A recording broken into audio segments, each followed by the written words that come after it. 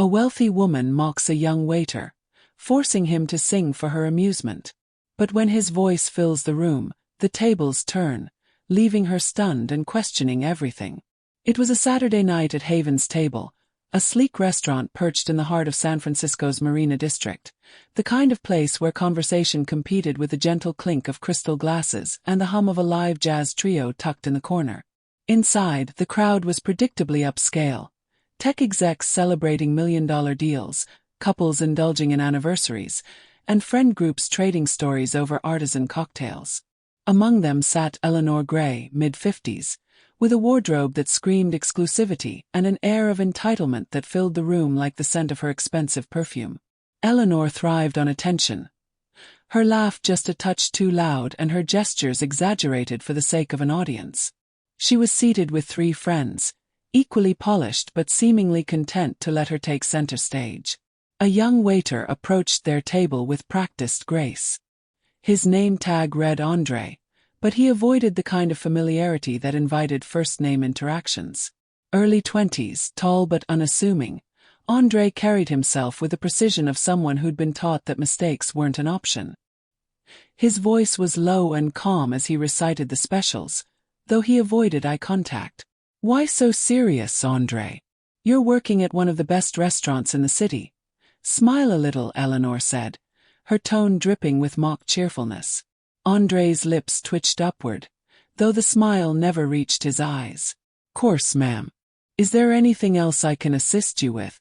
Eleanor leaned back in her chair, swirling the deep red wine in her glass. "Oh, I'm sure you can. But tell me, how does someone like you end up here? This job can't be your dream." The table chuckled softly. Andre's fingers tightened briefly around the edge of his tray, but he kept his face neutral. "I enjoy what I do, ma'am." It was the kind of response that frustrated people like Eleanor, who thrived on rattling others. She tilted her head, her eyes narrowing slightly, as if she'd found her next form of entertainment. But before she could press further, Andre excused himself to tend to another table. The evening carried on, the restaurant growing noisier as more patrons arrived. But Eleanor's gaze kept drifting back to Andre, as though he were some puzzle she was determined to solve, or break apart.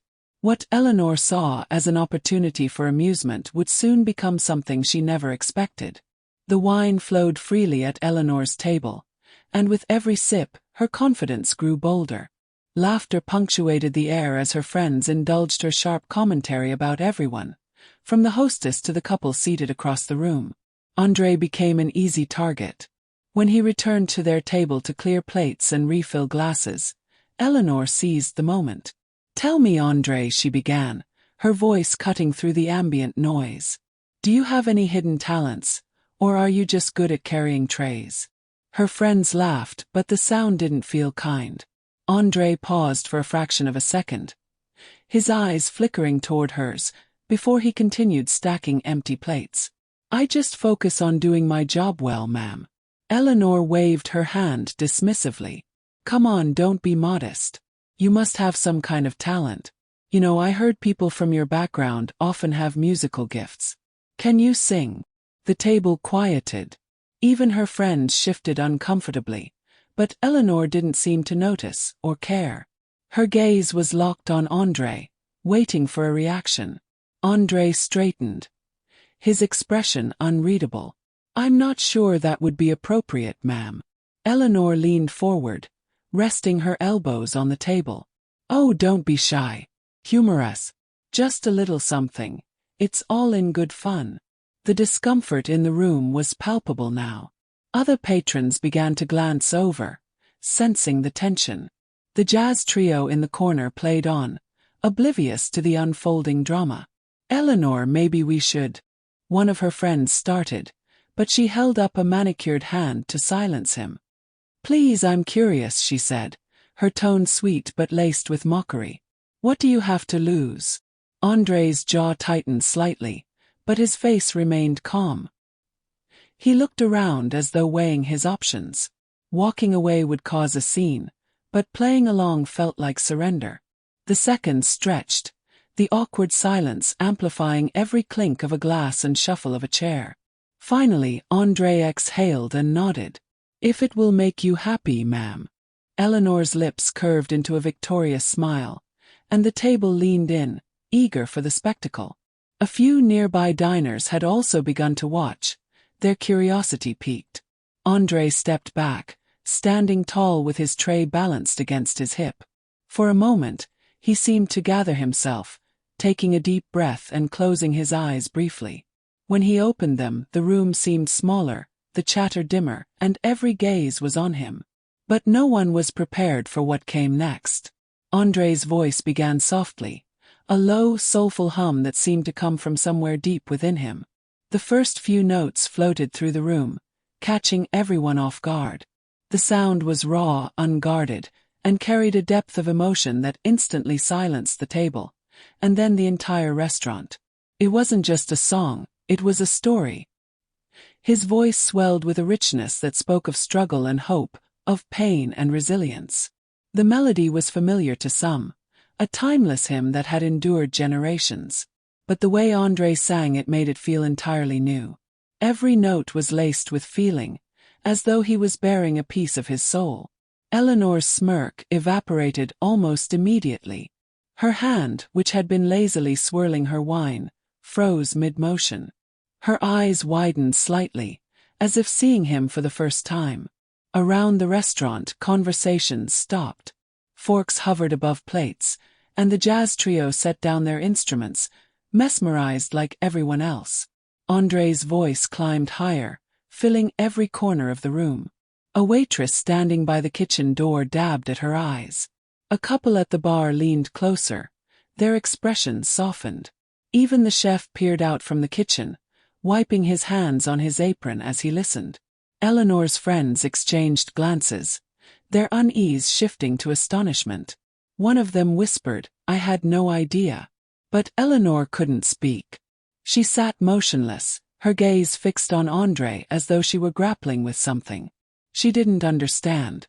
There was no mocking laughter now, no sly remarks, just silence and the undeniable power of the moment. As Andre approached the final notes, his voice trembled slightly, not with fear but with the weight of the emotion he was pouring out. The last note lingered, resonating in the stillness of the room before fading into quiet. For a few seconds no one moved. It was as if the entire restaurant had been collectively holding its breath. Then, slowly, the sound of applause began to ripple through the crowd. It wasn't polite or perfunctory. It was thunderous, heartfelt, and genuine.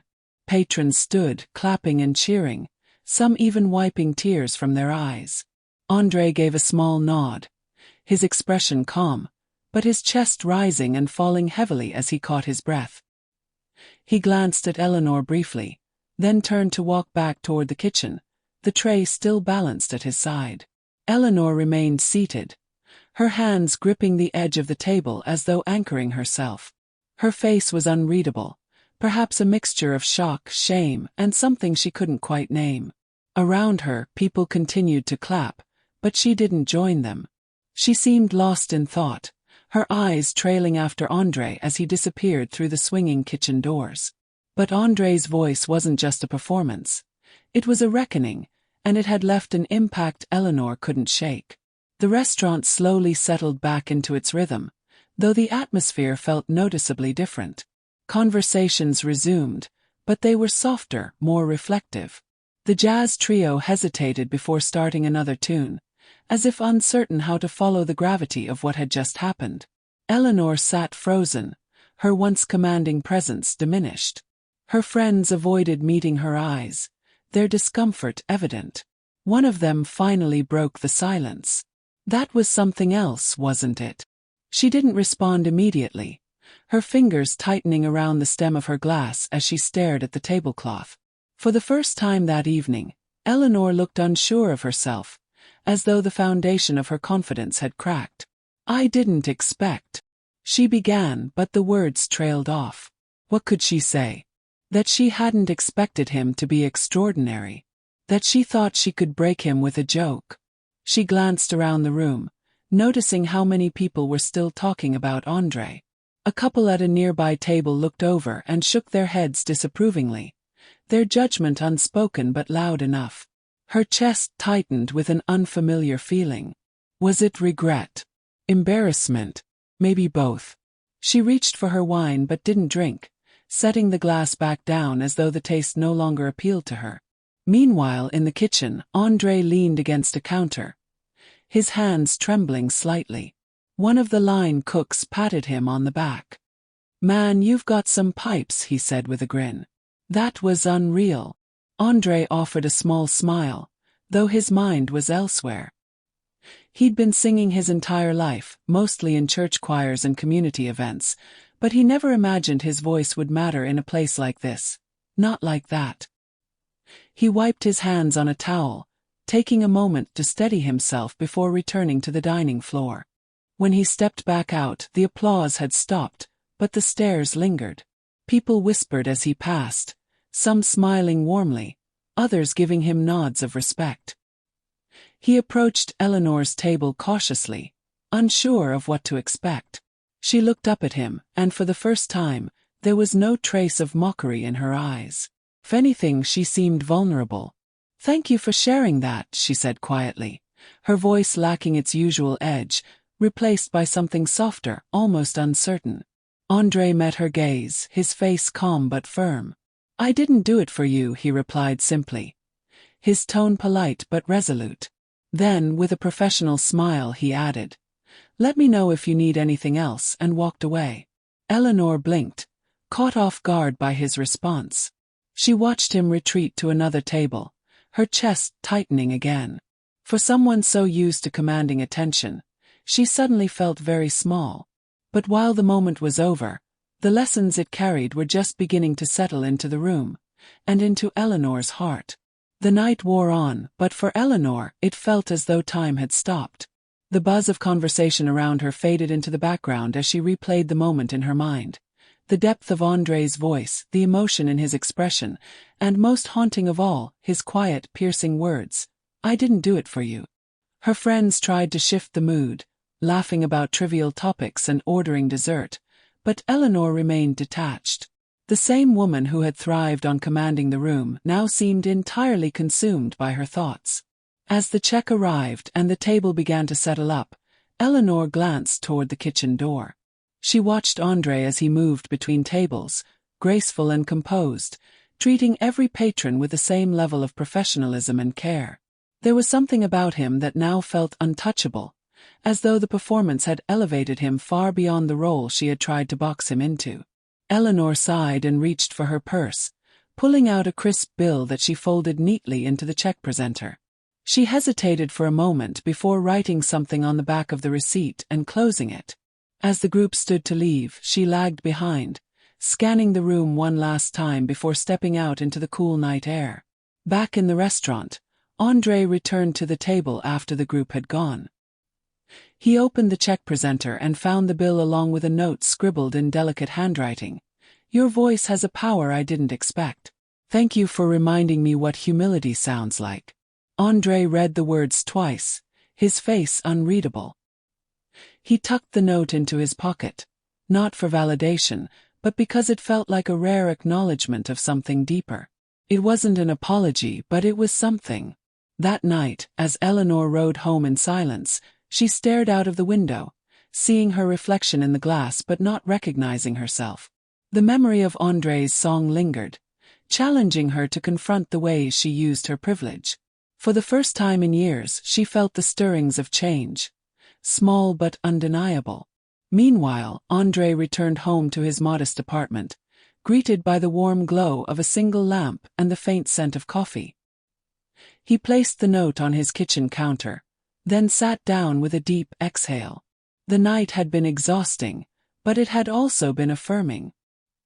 He didn't need Eleanor's approval, nor anyone else's. His voice, his dignity, they had always been enough. The story reminds us of the quiet power of authenticity and the profound impact of respect. It challenges us to consider how we treat others and the ways our actions, even small ones, can resonate far beyond the moment.